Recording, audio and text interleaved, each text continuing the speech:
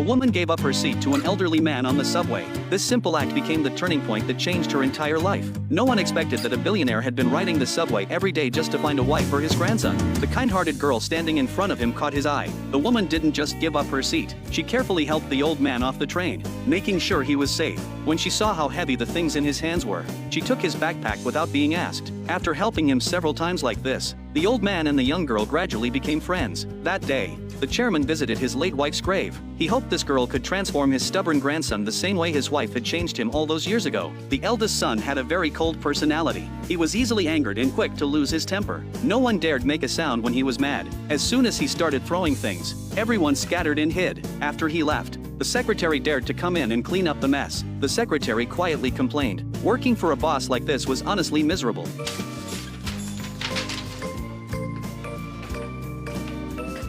His only friend was a lawyer, but that lawyer brought some bad news. The chairman had changed his will. The heir had to marry the bride he picked out for him. If he refused, the inheritance would go to his cousin instead. In other words, whoever got the girl first, he'd be the one to take over the company. It was crazy, but the eldest son could never lose to his cousin. Since childhood, the two of them had been in constant competition, so the eldest son went to the girl's school with the lawyer. The moment they met, he pulled out a copy of the will. It clearly stated that if she married the eldest son of Peak Group, she would get a share of the hotel stocks. The girl's name was Mihi. She was completely shocked. She had no idea who this chairman was. The man smirked coldly. "You're playing dumb pretty well." Faced with this rude man's attitude, Mihi took a deep breath. As a middle school teacher, she had seen way too many kids who didn't know how to behave. But this one in front of her was definitely a grown-up version of a bad kid. They argued back and forth for a while. Finally, Mihi understood what was going on. "Your grandfather's thinking is actually pretty smart. If I were him, I would never give the inheritance to you." Their first meeting ended on a very sour note.